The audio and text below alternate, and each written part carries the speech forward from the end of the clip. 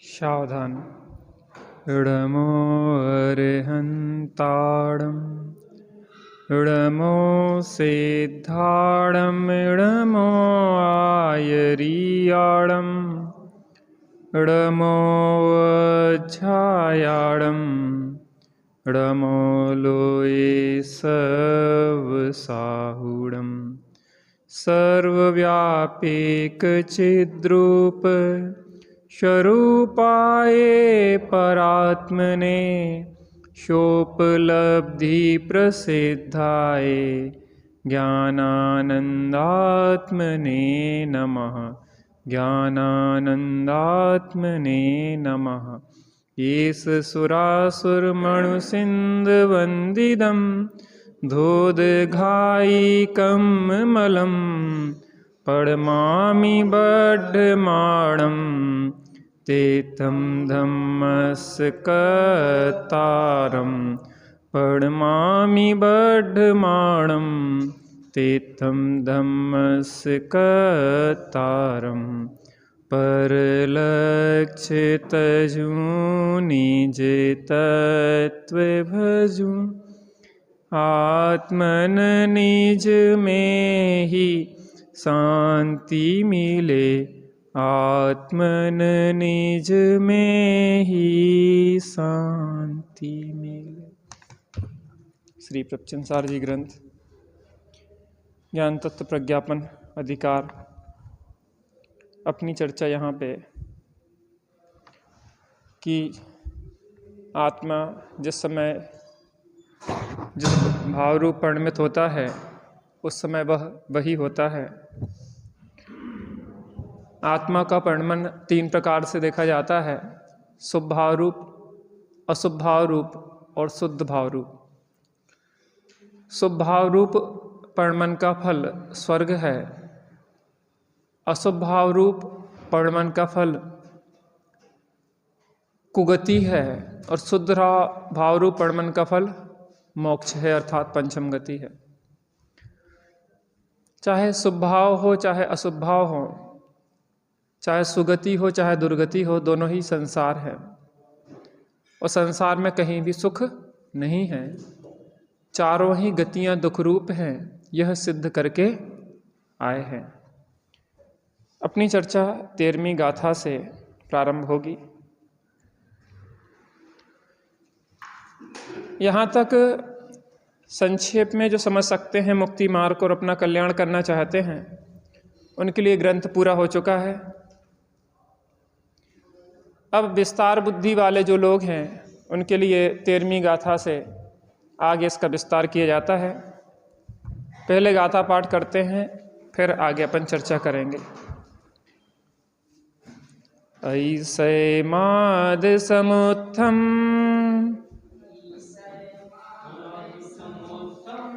विषयातीदम् अणोबममणन्तम्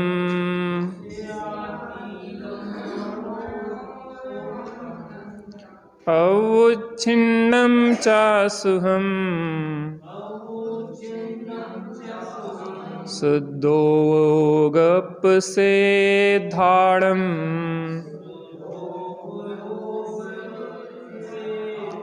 अब एक एक पंक्ति के क्रम से अपन पढ़ेंगे। ऐसे माद समुत्तम विषयातीदम् अणोबममणन्तम्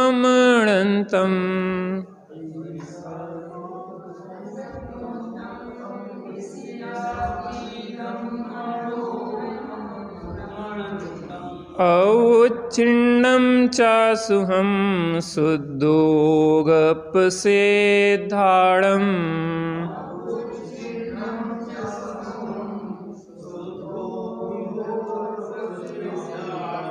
मैं पूरी गाथा बोलूँगा, फिर आपको उसी क्रम में दोहराना है। ऐसे माद समुत्थम विषयातीदम् अणोबममणन्तम् अवच्छिन्नं चासुहं शुद्धोगपसेद्धाडम्।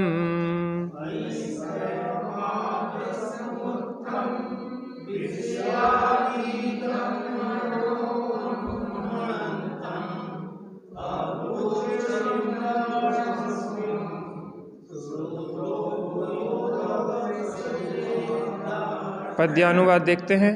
अत्यंत आत्मोत्पन्न विषयातीत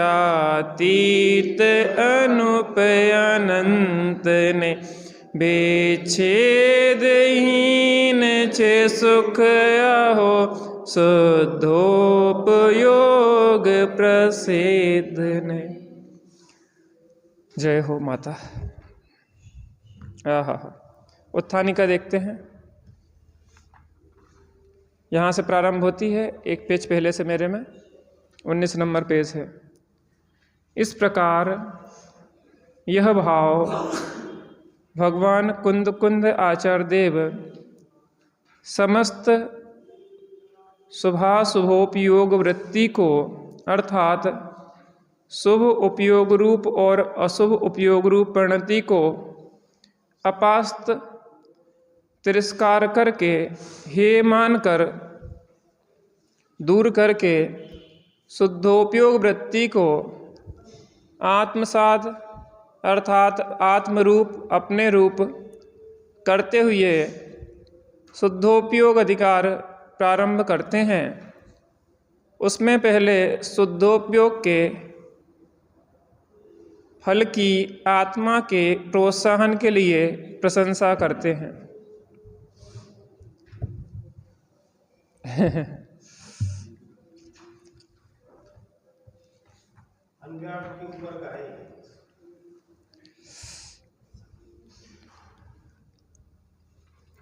अब आचार्य भगवान कुंद देव मूल विषय पे आते हैं। अभी तक तो भूमिका चलती रही, क्योंकि वस्तु विचारत ध्यावते मन पावे विश्राम और रस स्वादत सुख उपजे अनुभव याको नाम। अनुभव चिंतामणि रतन, अनुभव है रसकूप, अनुभव मार्ग मोक्ष को और अनुभव मोक्ष।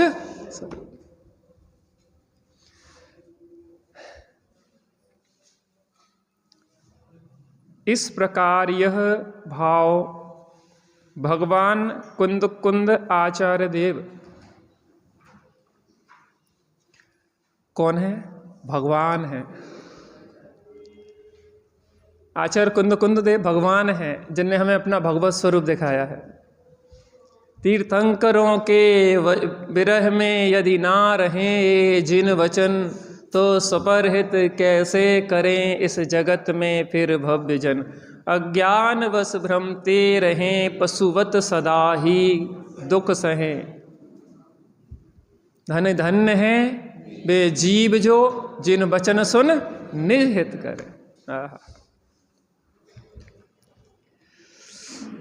वो भगवान है हमारे लिए, हमें भगवत स्वरूप दिखा दिया है।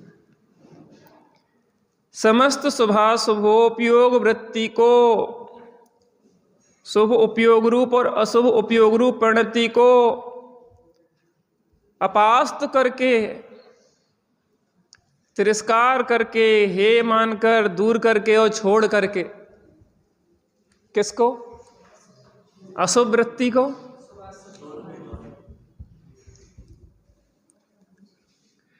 कर्म शुभ और अशुभ दोनों ही बंद हैं, आत्मा को फंसाने के फंद हैं।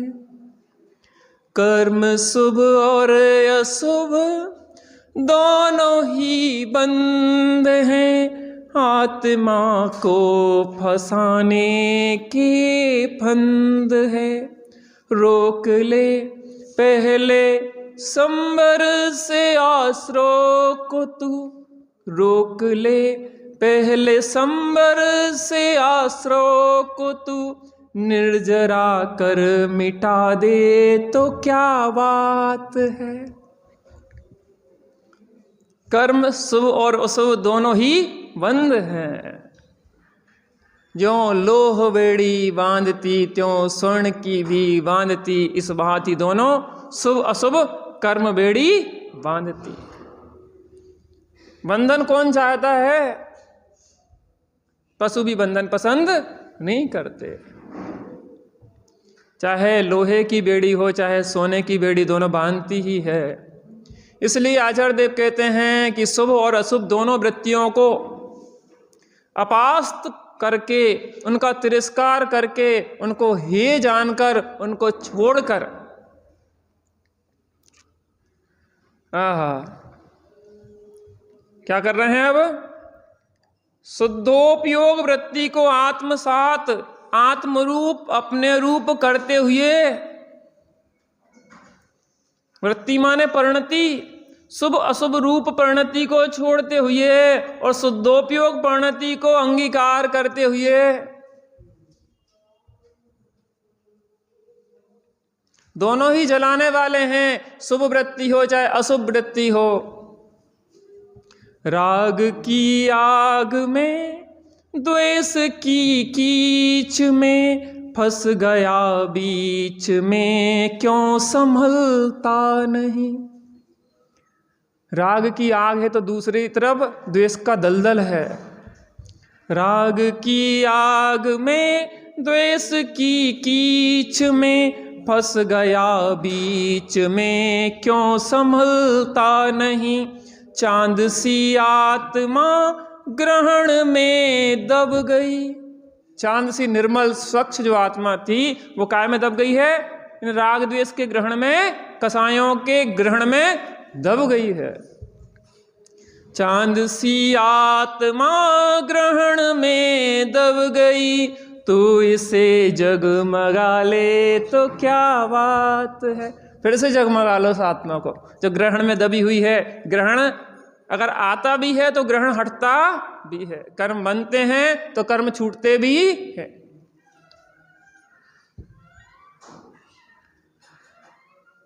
दोनों शुभाशुभ वृत्ति को अपास्त करके, छोड़ के, तिरस्कार करके किसको अंगीकार करते हैं? शुद्ध परिणति को अंगीकार करते हैं। आहा,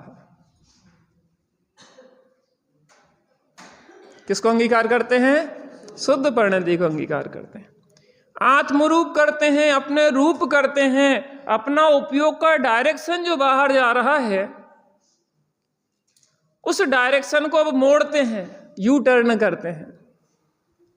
गलत दिशा में जा रहे थे हम, पता पड़ गया कि हम जिस दिशा में जा रहे हैं वो सही दिशा नहीं है, तत्काल नहीं कर पाए। चारित्र बाद में आता है लेकिन श्रद्धान और ज्ञान तत्काल ही परिवर्तित हो जाता है। क्योंकि गाड़ी 120 की स्पीड में चल रही है, हाईवे पे चल रही है। जब तक टर्न नहीं मिलेगा तब तक आप मुड़ सकते नहीं हो, आप रुक सकते नहीं हो। लेकिन जैसे ही आपने गूगल मैप पे देखा यू आर रॉन्ग, तो तत्काल श्रद्धान ज्ञान बदल गया कि जिस दिशा में जा रहे हैं वो गलत दिशा है। तो श्रद्धान ज्ञान उसी समय यू टर्न ले लेता है। गाड़ी यू टर्न नहीं ले रही, क्रिया चलते हुए भी अब वो सही दिशा में चल रही है। क्रिया भी अब वो देखो, मिथ्या दृष्टि के चारित्र को मिथ्या चारित्र कहते हैं। सम्यक दृष्टि के भले आचरण नहीं है बाहर में, लेकिन मिथ्या चारित्र नहीं कहते, अचारित्र है उसके। चारित्र भले ना हो लेकिन वो मिथ्या चारित्र नहीं है, क्योंकि अब डायरेक्शन उसका बदल गया है, उसका श्रद्धान ज्ञान बदल गया है। अब वो बस मौका पाते ही यू टर्न लेने वाला है उसका चारित्र। भरत जी को जैसे ही फंसे थे 6 खंड में, चक्र प्रकट हो गया तो अब जीतना पड़ेगा। त्यागी जी कहते ना, गड़ले पड़ी और बजाए सरी। होली का उड़दंग चल रहा है और भांग और शराब पिए हो, नाच रहे हैं लोग, और एक वृद्ध व्यक्ति फंस गया है बीच में और सब गले में ढोलक डाले हुए नाच रहे हैं। उससे को पकड़ लिया, कहने ढोलक बजाओ, हमारे साथ नाचो, तब जाने देंगे हम। अब वो क्या करे? अगर ढोलक नहीं बजाता है, उनके साथ नहीं नाचता है, तो वो बहुत परेशान करेंगे, जाने भी नहीं देंगे। और रोते हुए नहीं बजाना है, क्योंकि वीडियो भी बन रहा है। प्रसन्नता भी दिखना चाहिए, अच्छे ऐसा लगना चाहिए कि असली अंदर से ही नाच रहे हों। लेकिन भाई साहब वो अंदर से हंस रहा है कि रो रहा है? वो तो ये समझ रहा है कि जैसे ही मौका मिले और मैं उसने ढोलक डाली और बजा रहा है और नाच रहा है और जे मौका देख रहा है कि जे अपने में मस्त होए और मैं जे फेंकू ढोलक और मैं जे जाऊं। भरत जी के गले में ऐसे ही ढोलक पड़ गई थी 6 खंड की, उसको बजाया, फेंका और बे गए, मिले ही नहीं। लोग गए कि देखें तो भैया कम से कम दीक्षा लेते हुए क्या कैसा हुआ है, महोत्सव मनाएंगे भैया, दीक्षा का महोत्सव मनाएंगे भरत जी के। जब तक पहुंचे तब तक तो वे इतनी जल्दी में थे जैसे कोई डाकुओं के बीच में फंसा हो और निकल के छूटे तो कैसे जाएगा, मिलेगा डाकुओं का। वो तो पूरी ताकत लगा के भरत जी 96,000 रानियां पीछे दौड़ती आ रही थी, पुत्र आ रहे थे मनाने के लिए भरत जी को। उन्हें जल्दी जल्दी फेंके फांके और जे केवल ज्ञान जय जयनाथ परम गुरु हुए, जे तड़प होती है सम्यक दृष्टि। कुछ कथन सामान्य होते हैं, कुछ विशेष होते हैं। त्यागते त्यागते केवल ज्ञान नहीं होता है इतनी जल्दी, अंतर्मुहूर्त कम से कम लगता है। फिर 6वें गुण स्थान में भी आना होता है, फिर 7वें 6वें ऐसे चलते रहते झूले, फिर वो श्रेणी चढ़ना होता है। अभी करणानियों के विषय पे चर्चा अपन ज़्यादा विचार नहीं करेंगे, कभी उसकी चर्चा होगी तो बताएंगे। कहने का मतलब है कि बहुत जल्दी, इतनी जल्दी थी उन्हें। जहाँ श्रद्धान ज्ञान बदल जाता है वहाँ जीवन बदलने में समय नहीं लगता। सबसे ज़्यादा मेहनत करना होती है गाय में श्रद्धान और ज्ञान बदलने में। इसीलिए हम तत्वाभ्यास कर रहे हैं। लगे तो कि जो शुभ शुभ भाव दोनों ये हैं, जो बंद के कारण हैं, संसार में भटकाने वाले हैं, चाहे स्वर्ग में हो चाहे नरक में, दोनों ही दुख हैं। स्वर्ग सुख के लिए ऐसे ऊपर ना निहारें कि काश स्वर्ग में पहुंच जाएं। लोगों की समाधि बिगड़ जाती, कौन से स्वर्ग में जा रहे। एक जिनके पास थे तो उन्हें कि हमारे एक देव आए मित्र, कहले 5वें स्वर्ग जाओगे तुम।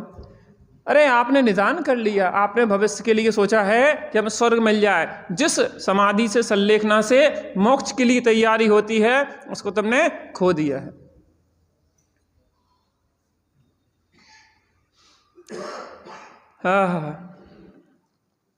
शुद्धोपयोग वृत्ति को आत्मसात आत्मरूप अपने रूप करते हुए शुद्धोपयोग अधिकार प्रारंभ करते हैं।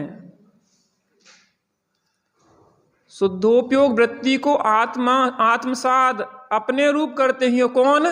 शुद्धोपयोग वृत्ति को कुंद आचार्य देव अपने रूप करते हुए, अर्थात शुद्धोपयोग रूप अपने को परिणमित करते हुए, अर्थात शुद्धोपयोग का अतीन्द्रिय आनंद वेदन करते हुए शुद्धोपयोग अधिकार लिखते हैं।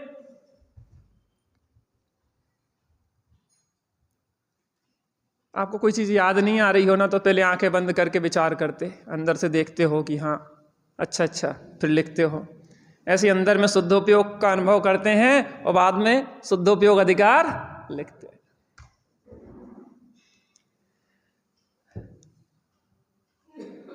काम तो एक ही है करने लायक। इस प्रपंच संसार में आपको सब कुछ मिलेगा। इसमें सिद्धांत भी मिलेंगे आपको, भक्ति भी मिलेगी और अध्यात्म मिलेगा। त्रिवेणी है यह।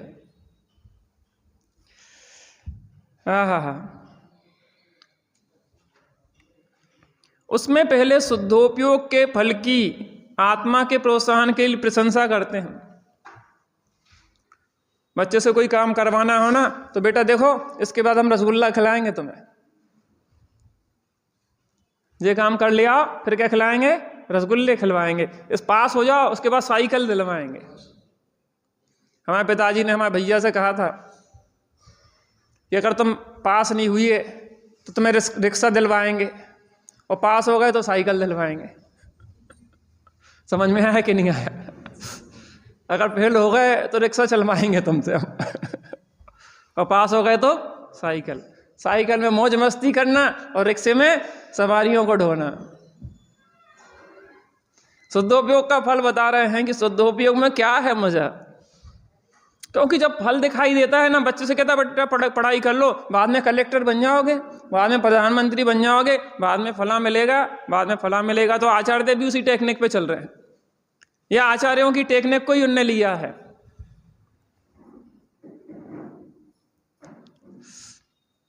देखो तो उस शुद्धोपयोग का फल क्या है, शुद्धोपयोग दशा में क्या मजा आता है, कैसा आनंद होता है, तुम एक बार देखो तो।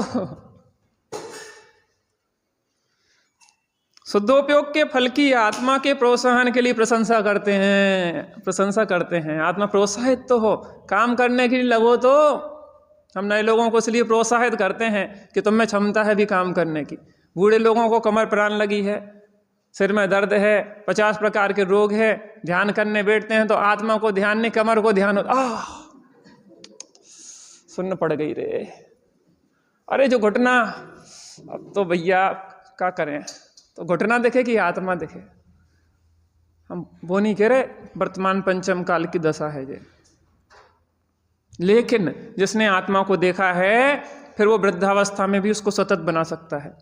व्यापार का एक रूल है, 40 साल तक कमाई कर लोगे वो आपकी हो गई, बाद में तो फिर उसको धीरे धीरे ढड़कती गाड़ी है। ऊर्जा तो 40 साल तक होती है। ऐसे ही हमारी शरीर की हालत है, 40 साल तक पुरता है, फिर क्या होता है, फिर गलन, पूरन और गलन शुरू हो जाता है। लेकिन जिसने युवावस्था में धर्म कर लिया है उसका वृद्धावस्था में भी टिका रहेगा। इसलिए पूरी ताकत लगा के एक बार इस शुद्धोपयोग के लिए प्रोत्साहित हो। आचार्य देव कह रहे अये कथमपि मृत्वा तत्व कोतूहलीसन अनुभव भव मूर्ते पार्श्ववर्ती मुहूर्तम प्रतिगत विलसंतम स्वसमालोकेन त्यजति जगति मूर्ता साकमेकत्व मुहम।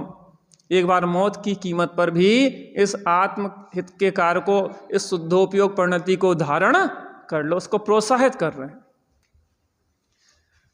हाँ, देखिए अन्व्यार्थ शुद्धोपयोग प्रसिद्धानाम, शुद्धोपयोग से निष्पन्न हुए आत्माओं को अर्थात केवली और सिद्धों को, निष्पन्न होने का शब्द का नीचे अर्थ दिया है, उत्पन्न होना, फलरूप होना, सिद्ध होना, अर्थात शुद्धोपयोग से निष्पन्न हुए अर्थात शुद्धोपयोग कारण से कार्य रूप हुए। देखिए अपन ने देखा था कि पहले से तीसरे गुणस्थान तक तारतम्यता से घटता हुआ अशुभोपयोग, चौथे, पांचवें, छठवें गुणस्थान में तारतम्यता से बढ़ता हुआ शुभोपयोग, 7वें से 12वें गुणस्थान तक तारतम्यता से बढ़ता हुआ शुद्धोपयोग, और 13वां और 14वां गुणस्थान शुद्धोपयोग का फल। तो उस शुद्धोपयोग के फल को प्राप्त हुए अरिहंत और सिद्ध हुए जो जीव हैं, अरहंत और सिद्ध दशा को प्राप्त हुए वह जीव, शुद्धोपयोग से निष्पन्न हुए आत्माओं को कैसा सुख होता है? सुखम, सुख, अतिशयम, अतिशय। अतिशय, अतिशय माने समझते क्या कहलाता? क्या अतिशय माने क्या होता? अतिशय माने क्या होता?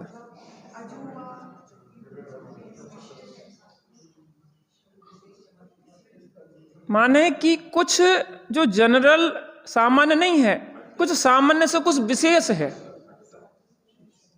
हटके है कोई चीज, वो अतिशय। लोक में कहते अतिशय हो गया, अतिशय माने कुछ विशिष्ट हो गया। और जिन्हें लोक में अतिशय मानते हैं वो वास्तव में अतिशय नहीं है, यहां शुद्धोपयोग अतिशय है। क्या है अतिशय? अतिशय है। अतिशय इसलिए है कि आज तक हमारे जीवन में शुद्धोपयोग परिणति को हमने धारण नहीं किया। विषयों का रस, विष का प्याला, चेतन का आनंद निराला, अब तो विषयों में नाही रुलेंगे, निजानंद पान करेंगे, चहु गतियों में नाही रुलेंगे, निजानंद। विषयों का रस विष का प्याला है, अभी तक हमने विष पिया है, अब अमृत पीने का समय है।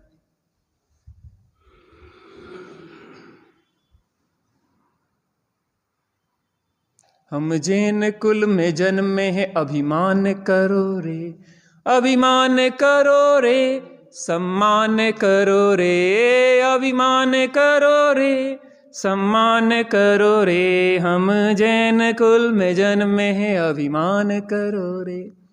अभिमान तब होगा जब शुद्धोपयोग परिणति को धारण करेंगे, क्योंकि जगत में तो अशुभ से अशुभ को अधर्म कहा जाता है, अशुभ को धर्म कहा जाता है, लेकिन एक जैन शासन है जो शुभाशुभ दोनों को अधर्म कहता है और शुद्धोपयोग को धर्म कहता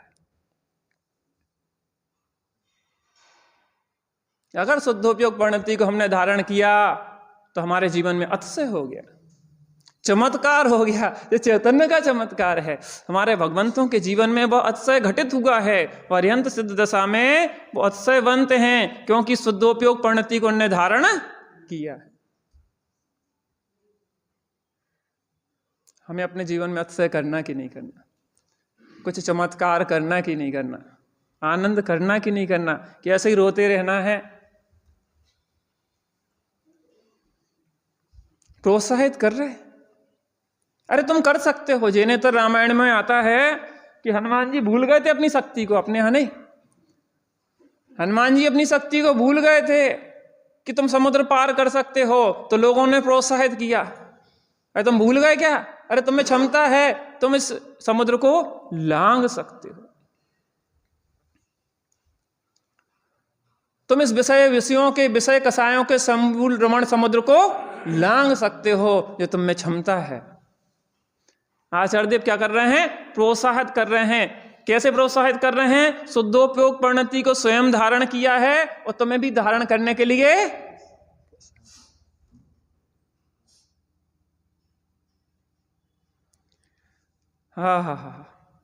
अतिशयम अतिशय आत्म समुत्तम आत्मोत्पन्न, आत्मा से उत्पन्न। वास्तव में सुख जहां सुख है उसके आश्रय से ही उत्पन्न होता है। जहां सुख है ही नहीं, उन पंचेंद्रिय के विषयों से सुख प्राप्त होता ही नहीं है। जिन पंचेंद्रिय के विषयों में हम सुख मानते हैं ना, वो सुख नहीं है। अभी बताने वाले हैं। विस्मम बाधा सहितम विच्छिन्नम बंध कारणम। इंद्रिय सुख नहीं है, विषम बाधा सहित है, बंध का कारण है, परतंत्र है और विच्छिन्न है। इससे विपरीत आपको नहीं लगता, मुंह में पानी नहीं आता आपके? जो आचार्य कुंद देव जो शुद्धोपयोग परिणति को भोग रहे हैं, जिस आनंद को भोग रहे हैं, वो दोनों हाथों से आपको बांट रहे हैं प्रसाद, और हम अभागे अगर रूखे सूखे चले जाएं तो हमसे ज्यादा अभागा कौन होगा? सही बताएं कि इससे अच्छा अवसर आने वाला नहीं है। अब सब प्रकार से अवसर आया है। थोड़ा ये मोबाइल यहाँ वहाँ की चीज़ों से उपयोग को हटाओ, इस पागलपन की दुनिया से बाहर आओ, इन काल्पनिक लोगों से बाहर आओ, कल्पना लोक से और यथार्थता में जियो। आचार्य देव कह रहे हमने थोड़ी देर अपने साथ समय बिताओ, जरा समय निकाल आत्मशुद्धि के लिए, जिसकी तुझे तलाश है वो तेरे पास है। गन्ने में जो मिठास फूल में सुबास है, निज आत्मा में मेरे ही परमात्म वास है। देखो ये हम जो विषय लेते हैं उसमें रंग के लेते हैं। जब नरकों का वर्णन करेंगे तो अच्छी तरह से करेंगे, स्वर्गों का करेंगे तो स्वर्गों के सुख की चर्चा अच्छे से, और जब शुद्धोपयोग की चर्चा करेंगे तो उसमें डूब के।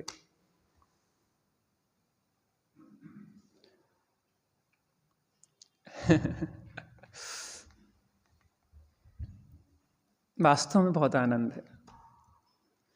निकलो कल्पना लोक से, इस माया लोक से निकलो।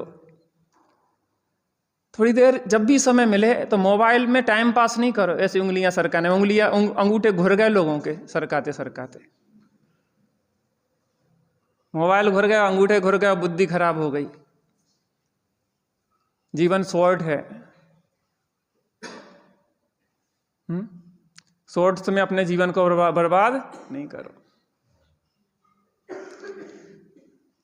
और जब भी समय मिले थोड़ी देर बैठ जाओ, बिल्कुल आंख बंद करके देखने का प्रयास करो। बार बार बैठो, बार बार बैठो, अपने साथ बैठने का अभ्यास करो। शरीर दिखाई देगा, पहले शरीर से भेद विज्ञान करो कि वास्तव में ये अलग है, मुझसे भिन्न है। उसके बाद अंदर में संकल्प विकल्प की चलती हुई तरंगे दिखाई देंगी। आते जाते हुए इन विकल्पों के भी साक्षी बन जाओ बिल्कुल, और साक्षी भाव से उनको देखो, जैसे दूर बैठा हुआ व्यक्ति फिल्म के पर्दे पे आते हुए जाते हुए चित्रों को देखता है, वैसे साक्षी बन के देखो। धीरे धीरे धीरे उसको देखने का अभ्यास करो जो इन सबको देख रहा है, क्योंकि ये विकल्प को जानने वाला भी कोई है। जिस ज्ञान में ये विकल्प झलक रहे हैं, जो ज्ञान इसको जान रहा है, उस विकल्पों से दृष्टि हटाकर उस ज्ञान की ओर दृष्टि ले आओ। और ज्ञान की ओर जैसे ही दृष्टि जाती है और विकल्प मिटना शुरू हो जाते हैं।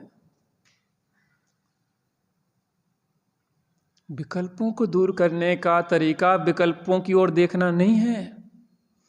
विकल्पों को दूर करने का तरीका है अपने को देखना, क्योंकि बाहर देखते हैं तो विकल्प होते हैं और अंदर देखते हैं तो निर्विकल्पता होती है। बाहर देखते हैं तो शुभाशुभ भाव होते हैं और अंदर देखते हो तो शुद्ध भाव होते हैं। जब भी समय मिले व्यापार धंधा करते हुए भी अपनी सीट पे बैठ जाओ,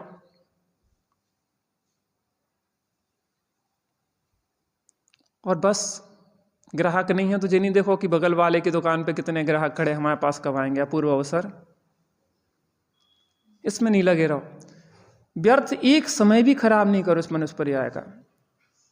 आप थोड़े से फ्री हुए और बस आंख बंद करके, खड़े खड़े भी आंख बंद करके अपने ध्यान करो, बैठे बैठे भी, लेटे लेटे भी। आत्मा ना लेटता है, ना खड़ा होता है, ना बैठता है। आत्मा तो आत्मा रूप ही सदा रहता है। नींद नहीं आ रही है तो फालतू की चीजें नहीं सोचो, आत्मा को देखने का अभ्यास करो बिल्कुल शांत होके। विकल्प आ रहे हैं और जा रहे हैं, हम दूर बैठे देख रहे हैं। कुछ नहीं करना है, ना किसी को रोकना है, ना किसी को हटाना है। बस साक्षी बन के दूर बैठ के तटस्थ ज्ञाता बन के उसको देखते रहो। धीरे धीरे धीरे मन शांत होगा। अभ्यास करते रहो, करते रहो, करते रहो, और एक दिन ऐसा होगा कि उपयोग बाहर से हटके अंतर्मुखी होगा। और जिस शुद्धोपयोग की महिमा यहाँ आचार्य देव कर रहे हैं, वो शुद्धोपयोग की एक क्षण की कणिका आपके जीवन को बदल देगी। जो 70 कोड़ा कोड़ी सागर तक के कर्म हैं, वो अंता कोड़ा कोड़ी सागर एक क्षण में हो जाएंगे आपके। एक क्षण में मेरी कही मान जीव अपने प्रताप आप, एक समय की कमाई तू अनंत काल खाएगो।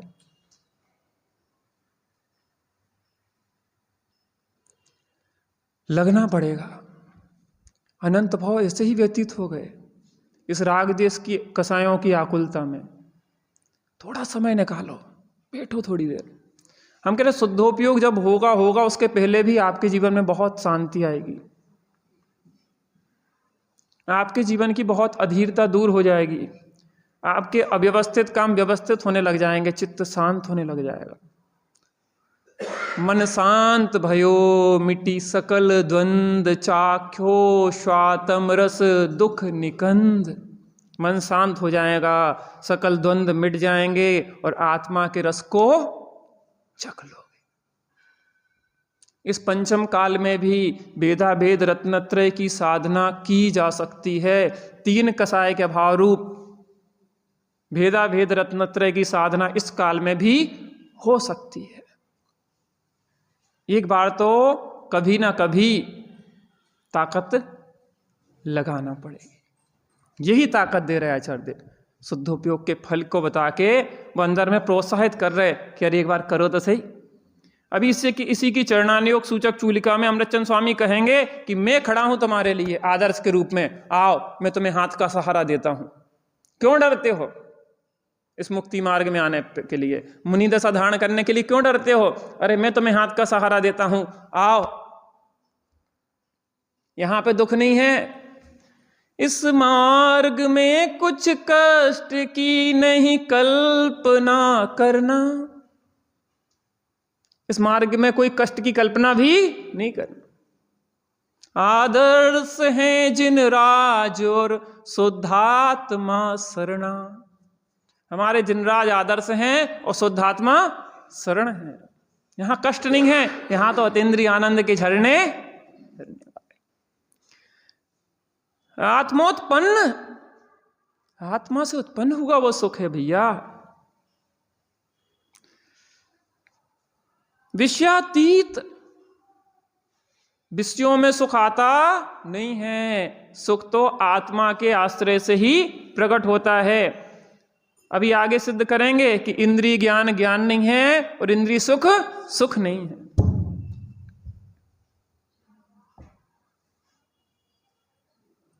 इंद्रियों के माध्यम से हमारा ज्ञान बर्बाद होता है। इंद्रियों के माध्यम से हमारा ज्ञान बर्बाद होता है। इंद्रियां पर का प्रकाशन करती हैं, पर की महिमा लाती हैं, और अपना ज्ञान अगर अतीन्द्रिय होता है तो स्व की महिमा लाता है और अपने आत्मा में अतीन्द्रिय आनंद का वेदन कराता है।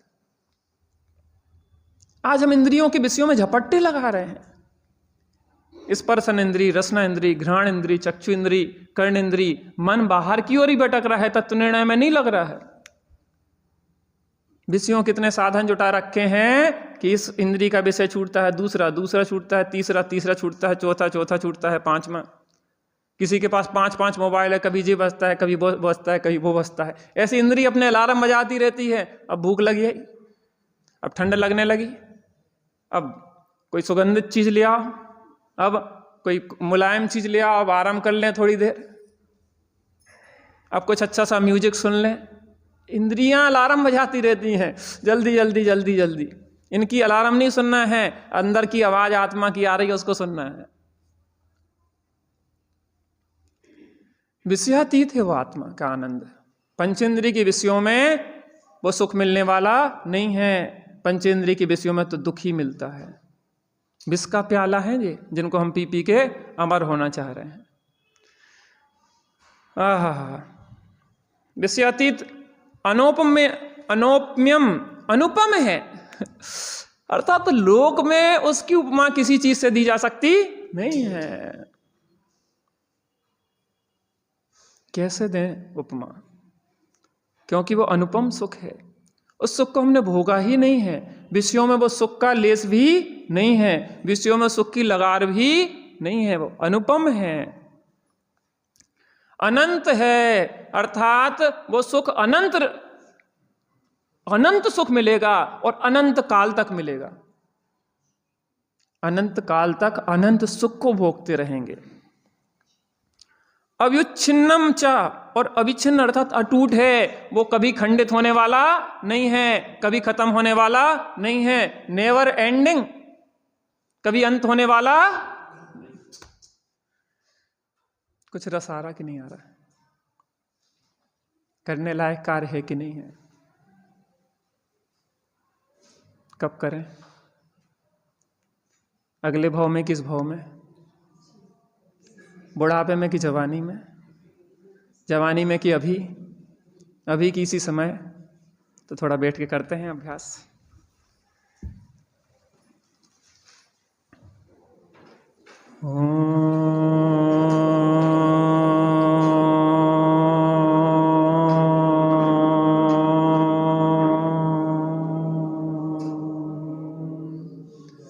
शांति शांति शांति।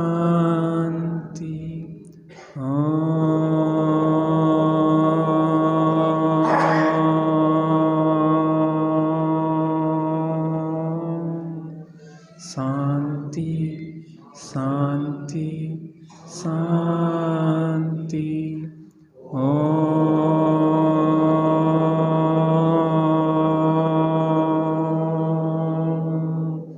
शांति शांति शांति। आचार्य देव जिस अतीन्द्रिय आनंद को भोग रहे हैं, हमें भी उसी अतीन्द्रिय आनंद का रसपान करने की प्रेरणा दे रहे हैं। जब भी हमें फुर्सत के क्षण मिले, बिल्कुल शांति से बैठ जाएं। लेटे हैं तो लेटे रहें, खड़े हैं तो खड़े रहें, बैठे हैं तो बैठे रहें, सुखासन में बैठ जाएं, पद्मासन में बैठ जाएं, जैसे भी। जब भी आत्मा की अनुभूति में कोई भी स्थिति बाधक नहीं है, और बैठ के अपने स्वरूप का विचार करें। आत्मा का सुख कैसा है? अतिशयकारी है, आत्मा से उत्पन्न होने वाला है, विषयों से अतीत है, अनुपम है, अनंत है और अविच्छिन्न अर्थात खंडित होने वाला नहीं है। एक बार, बस एक बार अगर उपयोग ने उस उपयोगवान का आश्रय लिया, एक क्षण के लिए भी, सेकंड के 50वें भाग मात्र के लिए भी उसने एक क्षण को आत्मा के अतीन्द्रिय आनंद का वेदन कर लिया, तो उसके जीवन की दिशा बदलने वाली है और दशा बदलने वाली है। एक ही कार्य करने लायक है, वो है स्वरूप की साधना, शुद्धोपयोग की प्राप्ति, जिससे मोक्ष प्राप्त होता है। थोड़ी देर के लिए बिल्कुल शांत होकर बैठ जाएं, शांत होकर बैठ जाएं, शांत होकर बैठ जाएं।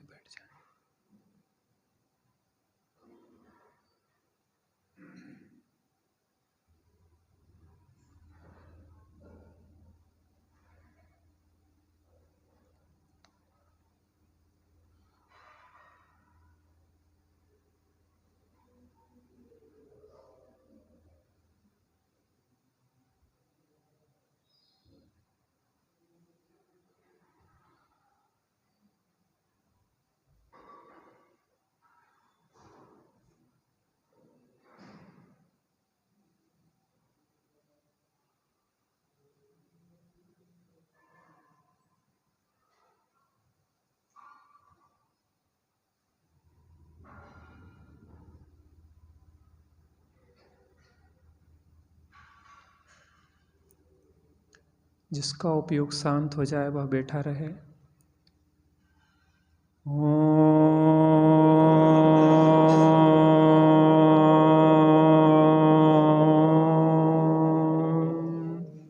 शांति शांति शांति।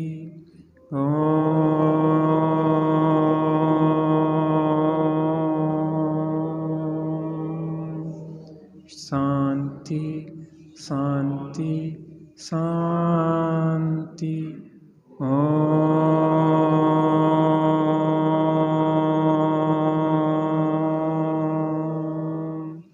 शांति शांति शांति।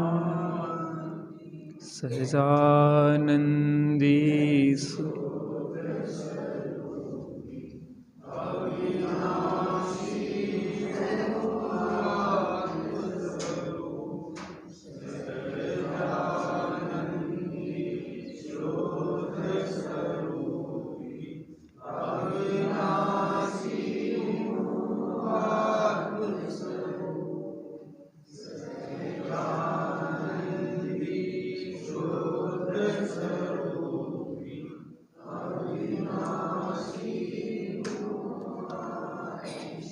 निज निधि निज में बताई, यह अनंत उपकार है उसके लिए जिन वाणी माँ को वंदना सतबार है, उसके लिए जिन वाणी माँ को वंदना सतवार।